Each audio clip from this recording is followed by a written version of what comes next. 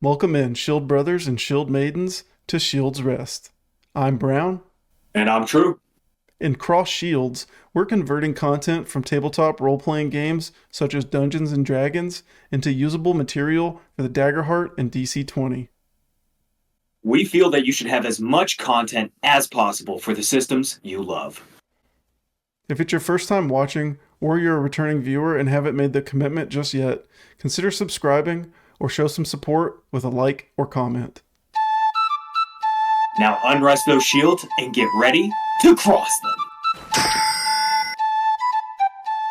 Alright, so today Mark and I are going to be converting the Gnoll Pack Lord, and the Gnoll Fang of Yeenoghu from D&D's Monster Manual. So if you are here for the DC20 conversion, go ahead and skip over to Mark. He's got you covered. However, if you are here for the Daggerheart side, stick with me because we're going to start off with the Gnoll.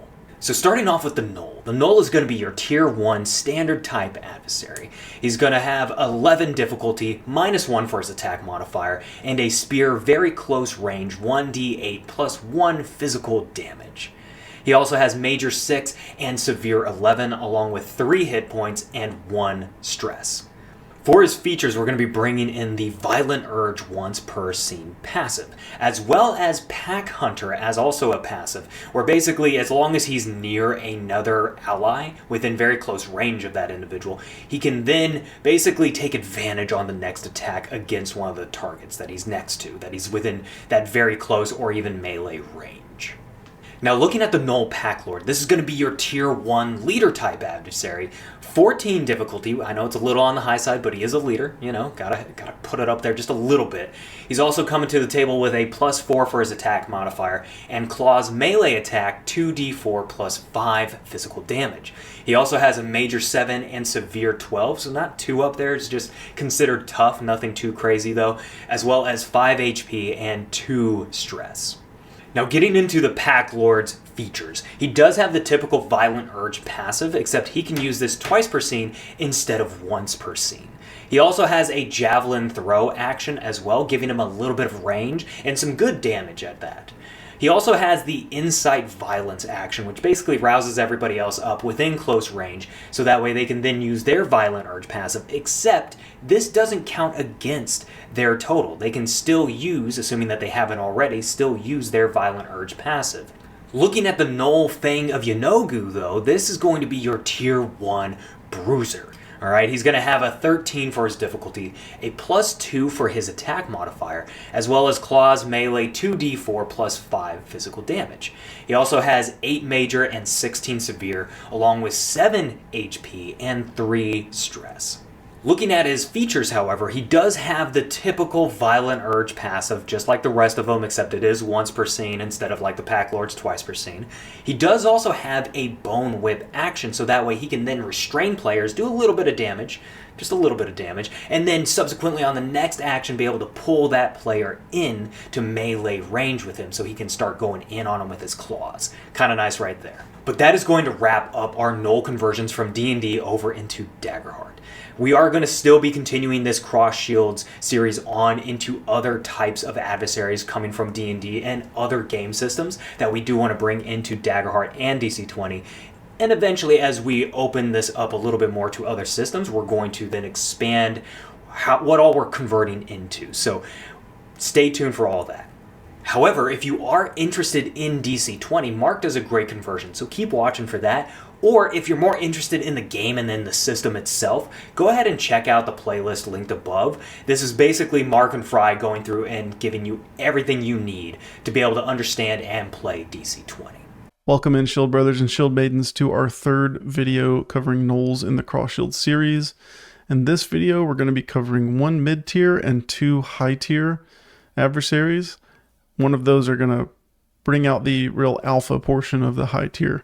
So let's jump into it. First, we're going to have the Gnoll, right? So just your standard Gnoll. In D&D 5e, this is a medium humanoid. We've made this a level 1 bruiser. However, even though it's level 1, it is a mid-tier adversary. So its HP and defenses are a little bit beefier.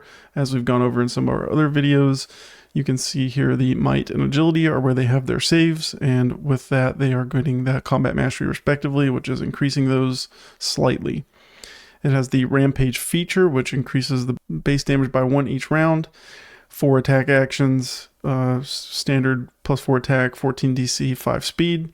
And it has your bite, like all the Gnolls do, the spear, so melee 1 piercing. Spear style we covered in one of the other Gnoll videos as well. This allows you to do additional damage when you move 2 spaces towards the target you're attacking. And then the longbow. So this is your very generic Gnoll. It has all of the kind of standard Gnoll things. And attack enhancements, I've just decided to give it bleed. That seemed like a good thing. This is a more in-your-face, constantly trying to do damage. And with a spear and a bite, you're probably going to cause some bleeding. So that is what we round this one out with. However, the next one's really interesting. This is the Gnoll Pack Lord. Again, medium humanoids, a level 2 bruiser. And this one is high tier, if you'll notice. So the HP is considerably higher than the low tier. And the defenses are a little bit higher as well. You will also notice on this one a physical damage reduction. That's what PDR is, of 1. And I'll explain that as we go through this adversary block. The might, agility, charisma, intelligence are again converted from the D&D 5e system and then add in the +1 combat mastery to them. For senses, this has dark vision as usual. It has rampage under features as usual. However, this one has shot caller. This provides a help die to any allied creature, allowing it to gain a +1 damage on the next attack check that they make. This is where that alpha of the group comes in. Your Gnoll Pack Lord, imagine 2 or 3 other, kind of standard Gnolls or Gnolls of other types that we've covered, kind of scattered throughout there. This one is able to kind of take that leadership alpha role and do the shot caller to increase damage of the other Gnolls around it. Also, a couple differences here. We go through the attack actions. It has 4. It has 4 attack, 14 DC, and 5 speed. However, differences in the weapon it uses. So this actually has the bite attack as well, but also a glaive, which is more of a sword type thing. In DC20, this has impact, which allows it to deal +1 damage on heavy hits. For those of you who may not know, the by 5 success rule. So if you roll to hit and you succeed by more than 5 of what you needed, then that's considered a heavy hit. And in this case, you would get +1 damage from the weapon as well as +1 damage from doing a heavy hit. It also has guard, which is why this has the +1 PDR, because the glaive allows it to have +1 PDR while it's using it. Your standard longbow and statistics there. And then the apex feature. This is called Insight Rampage. 1 creature that the Gnoll Pack Lord can see within 5 spaces of it use a reaction to make an attack check against a target as long as it can hear the Gnoll Pack Lord, and it also has the Rampage feature. So again, this won't work for every Gnoll that we've covered, but you want to pair this Gnoll Pack Lord with something that does have that Rampage feature. Previously showed you the Gnoll, for example. Perfect combination to set up to roll with this alpha of the group. Next, we're going to be covering the Gnoll Fang of Yeenoghu. This one's interesting as well. It's a little bit more standard and basic. However, this one is a medium fiend. It's a level 3, just to give it a little bit difference there. And you can see how the levels start to matter, because at level 3, again, combat mastery is half your level rounded up. So at level 3 is when you start to get that 2 combat mastery. So this gets that. And this is a high tier adversary. So while the HP is only slightly higher than the Gnoll Pack Lord, that HP is also coming with increased defenses, and again, you can flex this on the fly depending on the number of player characters in the party, etc.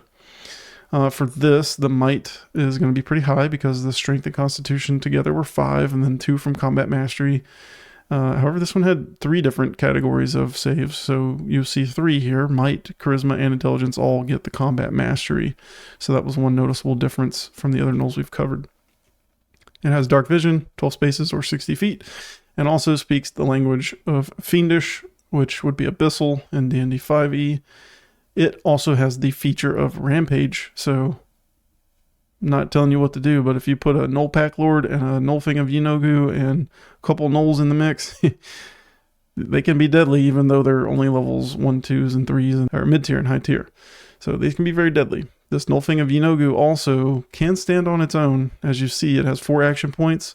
It's got your standard attack, +5 attack, 14 DC, and speed of 5. However, it has a Toxious Bite instead of a regular bite, so it does 2 piercing and an additional poison damage on top of that. And it only costs 1 action point for 3 damage, so that's a lot. And then it has the claw, which you can choose bludgeoning, piercing, or slashing, but most likely you're not going to use the claw over the Toxic Bites unless you're just trying to really flavor that in, or, you know, reel it back a little bit on the group you're using this against. However, the attack enhancements can be applied to either the Toxic Bite or the claw, which is a good way to still keep it balanced. The infected wounds, the target must make a physical save, and if it fails, it becomes heavily impaired. So where being impaired gives you disadvantage on physical checks, heavily impaired gives you disadvantage on physical saves as well. So if you hit somebody with a Toxic Bite and infected wounds applies to them, they've now got disadvantage on any physical things they're trying to do or any physical things being done to them.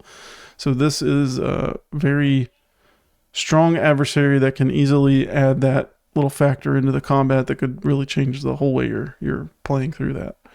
So that is all of the Gnolls that we're going to cover in the Cross Shield series for now. We might do some more later. But next, look for our future videos, and we're going to cover a different category of adversaries, kind of in the same style. So any feedback that you can give us is extremely helpful. We definitely appreciate you watching our videos, and we love to see comments and, you know, get suggestions of how to improve it. So please do that if you have the time. And until next time, keep that shield wall strong.